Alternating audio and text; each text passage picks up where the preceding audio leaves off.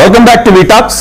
ఇప్పుడు భారతదేశంలో అది బాగా విస్తృతంగా జరుగుతున్నటువంటి చర్చ ఏంటంటే దేవాలయాల మీద ఎవరికి ఇది ఉండాలి అనేటువంటిది. ఎందుకంటే పదే పదే దేవాలయాల్లోకి ఈ రాజకీయ ఇవి పెరుగుతున్నాయి. రాజకీయ నాయకుల యొక్క ఇంటర్ఫీరెన్స్, తర్వాత మతాన్ని రాజకీయాల్లోకి లాగటం మనం గతంలోనే చూసాము. ఇటీవల తిరుమలలో నెలకొన్నటువంటి అనేక వివాదాల నేపథ్యంలో సుప్రీంకోర్టు చాలా క్లియర్గా చెప్పింది, మతాన్ని రాజకీయాల్లోకి లాగద్దు అని చెప్పేసి. వీటన్నిటి దృష్ట్యా అసలు సనాతన బోర్డు ఉండాలని, సనాతన ధర్మం అని దీని మీద చాలా విస్తృతంగా చర్చ జరుగుతోంది. అనేక రాజకీయ పార్టీలు దీన్ని ఒక ఉద్యమం కింద కూడా ముందుకు తీసుకెళ్తూ ఉన్నటువంటి నేపథ్యంలో అసలు ఈ దేవాలయాల మీద, అలాగే ఎండోమెంట్స్ మీద, వీటి మీద ఎవరికి కంట్రోల్ ఉండాలి అనేటువంటి దాని మీద సుప్రీంకోర్టు తాజాగా కూడా ఒక పిటిషన్ విచారణ సమయంలో కొన్ని కామెంట్స్ చేయడం జరిగింది. ముఖ్యంగా ఏంటంటే హిందూ దేవాలయాలపై ప్రభుత్వ నియంత్రణ ఎంతవరకు రాజ్యాంగబద్ధం, అలాగే ఆలయాల ఆదాయం, నియామకాలు, ఎగ్జిక్యూటివ్ ఆఫీసర్ల నియంత్రణ ఇవి ప్రభుత్వాల చేతుల్లో ఉండాలా, లేక భక్తులు, మఠాలు, ధార్మిక సంస్థల చేతుల్లో ఉండాలా అనేటువంటిది దాదాపుగా చాలా కాలం నుంచి నడుస్తున్నటువంటి ఒక కేసు. 13 ఏళ్లుగా నడుస్తున్నటువంటి అత్యంత కీలకమైనటువంటి కేసులో ఇప్పుడు సుప్రీంకోర్టు ఒక కీలకమైనటువంటి మలుపుని తీసుకోవడం జరిగింది. యాక్చువల్గా 2025 ఏప్రిల్లో సుప్రీంకోర్టు ఒకసారి ఇలా చెప్పింది ఏంటంటే, ప్రతి రాష్ట్రంలో హిందూ ఎండోమెంట్స్ చట్టాలు వేర్వేరు, వాటి సామాజిక, చారిత్రక, సాంస్కృతిక నేపథ్యాన్ని బట్టి వేరువేరుగా ఉంటుంది. కాబట్టి ఆయా రాష్ట్రాల హైకోర్టులే ఈ అంశాలను ముందుగా పరిశీలించడం మంచిది అని చెబుతూ తమిళనాడు, ఆంధ్రప్రదేశ్, తెలంగాణ, పుదుచ్చేరి రాష్ట్రాల Hindu religious and charitable endowments చట్టాలు వాటిని సవాల్ చేసినటువంటి పిటిషన్ని ఆయా కోర్టులకు పంపించడం జరిగింది. కానీ తాజాగా సుప్రీంకోర్టు తన పాత ఆదేశాన్ని వెనక్కి తీసుకుంది. ఈ వివరాలన్నీ కూడా డిస్కస్ చేయడానికి ఈ చర్చలో మనతో పాల్గొంటున్నారు ప్రముఖ సామాజికవేత్త, అలాగే high court advocate, AP high court advocate Ashok garu. Sir నమస్కారం. అశోక్ గారు నమస్కారం. సార్, ఇప్పుడు ఈ సుప్రీంకోర్టు తాజా కామెంట్ మీద మీ విశ్లేషణ. సార్, ఇప్పుడు ఏమవుతుందంటే ఇది 2012 నుంచి పెండింగ్ లో ఉన్న కేసు సార్ ఇది. సార్ నా వాయిస్ వినిపిస్తుందా? అనిపిస్తుంది సార్. 2012 నుంచి ఈ కేసు పెండింగ్ లో ఉంటుందండి. అయితే ఈ దేవాలయాలకు సంబంధించి ఒక్క రాష్ట్రంలోనే కాదు, ఇప్పుడు భారతదేశంలో అనేక రాష్ట్రాల్లో ఈ సమస్యలు ఉన్నాయి. ఎప్పటి నుంచో ఇవన్నీ ఉన్నాయి కూడా. సో ఇప్పుడు ఏమంటే, ఇది వరకు మీరు అన్నట్టు సుప్రీంకోర్టు వారు ఏ రాష్ట్రానికి సంబంధించిన హైకోర్టులు వాళ్ళు అక్కడ వాటిని సరి చేసుకోండి అని ఒకప్పుడు చెప్పిన మాట అయితే వాస్తవమే. కానీ బట్ ఇప్పుడు ఏమైంది, ఇప్పుడు వేరు వేరు కోర్టులు విచారణ జరిగితే భిన్న తీర్పులు వస్తున్నాయి. అంటే ఒక రాష్ట్రానికి ఒక తీర్పు, ఇంకొక రాష్ట్రానికి వేరే రకంగా తీర్పు, ఈ విధంగా డిఫరెంట్ జడ్జిమెంట్స్ వస్తున్నాయండి. ఇష్యూ ఒకటే, జడ్జిమెంట్ మాత్రం డిఫరెంట్ గా వస్తుంది. అదే అండి. ఫర్ ఎగ్జాంపుల్ చెప్పుకోవాలంటే శబరిమల ఇష్యూలో మహిళలు వెళ్ళొచ్చా లేదా అనేటువంటి దాని మీద అసలు ఇప్పటిదాకా అది ఏమీ డిసైడ్ చేయకుండా అయిపోయింది. ఎందుకంటే అది అక్కడ సాంప్రదాయం అనేటువంటిది. కంటిన్యూ చేయండి సార్. సో ఈ డిఫరెంట్ జడ్జిమెంట్ రావడం వల్ల ఏమవుతుందంటే ప్రాబ్లమ్స్ మళ్ళీ రిపీట్ అవుతున్నాయండి. సమస్య మళ్ళీ పునరావృతం అవుతుంది దీనికి. సో దీనికి ఒక కన్క్లూజన్ రావట్లేదు, దీనికి ఒక ప్రాబ్లం టర్మినేట్ అవ్వట్లేదండి.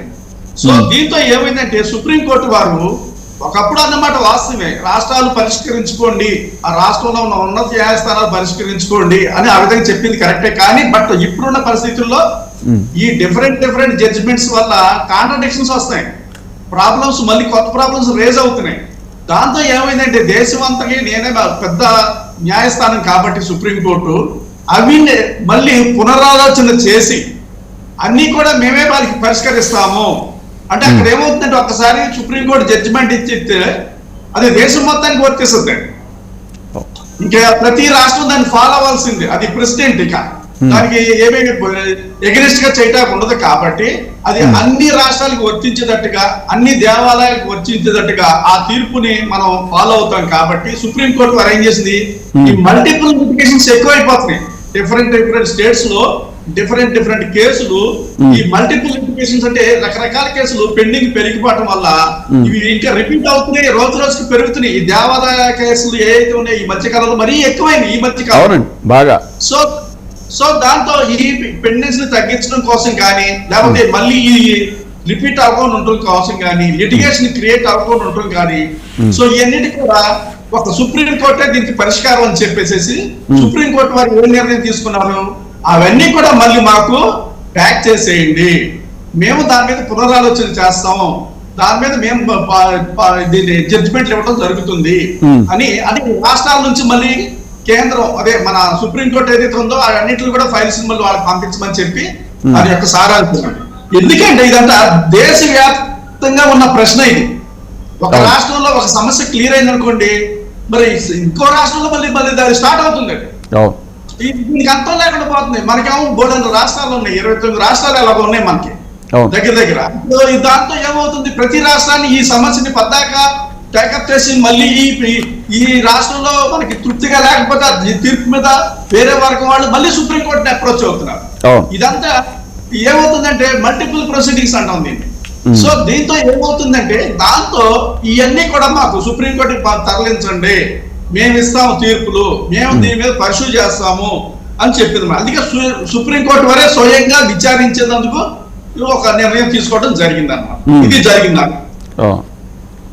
సార్ అదే సార్, ముఖ్యంగా ఇక్కడ ఏంటంటే ప్రభుత్వాలు కేవలం హిందూ ఆలయాలపైనే నియంత్రణ చూపుతున్నాయి, ఇతర మతాల ప్రార్థనా స్థలాల పైన ఈ స్థాయి నియంత్రణ లేదు అనేటువంటి అభిప్రాయం కూడా ఈ కేసులో ప్రధాన అంశంగా ఉంది అని అంటున్నారు. ఎస్పెషల్లీ ఈ కేసు మూలాలు British column Madras HR and CA చట్టాల వరకు వెళ్తాయి అని పిటిషనర్లు ఏం చెప్తున్నారంటే, పాత చట్టాల్లోని కొన్ని సెక్షన్లు ఇప్పటికే కోర్టులు రద్దు చేశాయి. ముఖ్యంగా శ్రీరూర్ మఠ్ కేసు అంటండి, ఈ దీంట్లో ప్రభుత్వ జోక్యాలను కోర్టు కొట్టివేసింది, కానీ తర్వాత కొత్త చట్టాల రూపంలో మళ్ళీ అదే అధికారాలు తీసుకొచ్చారు అనేటువంటిది ఇదొకటి చెప్తున్నారు. మత సంబంధిత వ్యవహారాల్లో ప్రభుత్వానికి పరిమిత హద్దులే ఉంటాయి, మత సంస్థల స్వయం ప్రతిపత్తి కాపాడాల్సిన అవసరం ఉంది అనేటువంటి ఇప్పుడు అదే తీర్పును ఆధారంగా చేసుకుని ఈ కొత్త కేసు నడుస్తోంది అని అంటున్నారు. సార్ ఇక్కడ ఏమవుతుందంటే మసీదులు సంబంధించి వాళ్ళకి వేరే ఇది ఉంటుందండి, ఆ చట్టం వేరే ఉంటుంది, వాళ్ళకి అది సపరేట్ గా లాస్ ఉంటాయి అన్నమాట. అలాగే క్రిస్టియన్ ఇన్స్టిట్యూట్ సంబంధించి చూసుకుంటే దానికి సంబంధించి సపరేట్ గా ఉంటాయి. దానికి వీళ్ళు బిషప్లు ఉంటారు, దానికి అటానమస్ బాడీలు ఉంటాయి, ఇవన్నీ కూడా సపరేట్ గా ఉంటాయి. కానీ ఇప్పుడు మన దేవాలయాలు వాటితో కంపేర్ చేయడానికి ఎలా ప్రాబ్లం వచ్చిందంటే, ఇప్పుడు ఇది ఈ బ్రిటిష్ కాలం నుంచి ఉన్న చట్టాలండి, ఈ రోజు కొత్తగా వచ్చిన ఏవి కాదు. బ్రిటిష్ కాలంలో స్వతంత్రానికి ముందు నుంచి ఉన్న ఈ చట్టాలే ఈ రోజుకి కంటిన్యూ అవుతున్నాయి. అప్పుడు బ్రిటిష్ దీన్ని గవర్నమెంట్ కి ఎందుకు ఇచ్చారో అని మీకు వచ్చిన సందేహం ఏంటంటే, ఈ హిందూ దేవాలయాలు మాత్రమే గవర్నమెంట్ యొక్క అండర్ లో ఎందుకు ఉంది అన్నదానికి కారణాలు ఏంటంటే, అప్పట్లో జరిగిన విషయం ఏంటంటే చాలా దేవాలయాల్లో అవినీతి జరిగింది అప్పట్లో బ్రిటిష్ వారి హయాంలో. అంతేకాకుండా వారసత్వ ట్రస్టీలు అంటే ఒక ట్రస్టీలు ఉన్నారనుకోండి, వాళ్ళ తర్వాత వాళ్ళ కొడుకుల తర్వాత వాళ్ళ పిల్లల తర్వాత వాళ్ళ వారసులు, ఈ విధంగా ఈ ట్రస్టీ దానికి సంబంధించి దేవాలయాలకు సంబంధించి వాళ్ళే ఏలుబడి చేస్తా ఉండేవాడు అనమాట. అంతేకాకుండా ఈ దేవాలయాలకు సంబంధించిన భూములు ఉండేవి, బాగా కొన్ని వందల వేల ఎకరాలు భూములు ఉండేయండి, అవన్నీ కూడా చాలా ఆక్రమణకు గురవుతున్నాయి. అలాగే ప్రజాప్రతినిధులు కొంతమంది ఈ దేవాలయాల్లో కొన్ని ఆస్తుల్ని దుర్వినియోగం చేయడం కూడా జరిగింది అప్పట్లో. ఇలాంటి రావడం వల్ల ఏమైందంటే, బ్రిటిష్ వారు అప్పుడున్న టైంలోనే దీన్ని ఈ ఎండోమెంట్ కింద గవర్నమెంట్ తీసుకోవడం జరిగింది అనమాట. ఆ డిపార్ట్మెంట్ గవర్నమెంట్ హ్యాండ్ ఓవర్ చేసుకుని, వాళ్ళు గవర్నమెంట్ హ్యాండ్ ఓవర్ చేసుకున్న లాస్ట్ ప్రకారం ఏంటంటే, వాళ్ళు మతాల విషయంలో ఏ గవర్నమెంట్ అధికారి కూడా ఇంటర్ఫీర్ అవ్వరండి. చాలా గమనించాల్సిన విషయం ఇది. మతం విషయంలో, పూజల విషయంలో, ఆచార వ్యవహారాల విషయంలో ఏ అధికారి ఏ గవర్నమెంట్ కూడా దీంట్లో ఇన్వాల్వ్ అవ్వదు. ఓన్లీ అడ్మినిస్ట్రేషన్ విషయంలోనే మాత్రమే గవర్నమెంట్ వాళ్ళు ఈవో ఎగ్జిక్యూటివ్ ఆఫీసర్లు వాళ్ళు ఉంటారు, దేవాదాయ శాఖ మంత్రి వాళ్ళు ఉంటారండి. వీళ్ళు ఆచార మత వ్యవహారాల్లో ఏ విధంగానూ ఇంటర్ఫీర్ అయ్యే అవకాశం లేదు, అవరు కూడా. వాళ్ళు ఏంటంటే ఓన్లీ అడ్మినిస్ట్రేషన్ సైడ్ మాత్రమే ఎగ్జిక్యూటివ్ ఆఫీసర్లు కానీ ఇంకో గవర్నమెంట్ స్టాఫ్ కానీ వాళ్ళు ఇంటర్ఫీర్ అవుతారు తప్ప పూజలు పునస్కారాలు మతానికి సంబంధించిన వ్యవహారాలు ఇవన్నీ కూడా వీళ్ళ సొంతగా దాంట్లో ఏ ప్రభుత్వం కూడా దీంట్లో ఇంటర్ఫీర్ అయ్యే అవకాశం లేదు. కేవలం ప్రభుత్వం యొక్క ఉద్దేశం ఏంటంటే, ఈ దేవాదాయ రంగానికి సంబంధించిన ఆస్తులు ఏవైతున్నాయో ఆ ఆస్తులు రక్షించడం ముఖ్య ఉద్దేశం. ఆస్తులు రక్షిస్తూ వాటిని కాపాడుతూ ప్రజలకు ఏ విధంగా ఉపయోగపడాలి అనే దాని మీదే ఆ కాన్సన్ట్రేషన్ ఉంటుంది తప్ప పూజల పురస్కారాల్లో ప్రభుత్వాలు ఏ విధంగానూ డైరెక్ట్ గా కానీ ఇండైరెక్ట్ గానీ ఇంటర్ఫియర్ అవ్వండి. కేవలం ఈ ఆస్తుల రక్షణ, వీటి భద్రత, వీటి మీదే కాన్సన్ట్రేషన్ చేస్తుంది. అంతే తప్ప ప్రభుత్వానికి ప్రత్యేకంగా వాళ్ళని వదిలేయటం వీళ్ళు కాదండి. ఇక్కడ ఏమవుతుందంటే ఇప్పుడు క్రిస్టియన్స్ తీసుకుందామండి, దానికి ప్రతి డయాసిస్ అంటారు, అవన్నీ అటానమస్ బాడీలు, దానికి బిషప్ ఉంటారండి. అడ్మినిస్ట్రేషన్ అంతా వాళ్ళు ప్రతిదీ కూడా లెక్క పత్రం అన్ని పర్ఫెక్ట్ గా ఉంటాయి. ఇవన్నీ కూడా వాళ్ళకి ఒక ప్రతి జిల్లాకి లేదా 2-3 జిల్లాలకి బిషప్లు ఉంటారు, ఇన్ఛార్జీలు. వాళ్ళ కింద మొత్తం అందరంతా పనిచేస్తుంది. ఇప్పుడు ఈ సుప్రీంకోర్టు ఈ విచారణ నేపథ్యంలో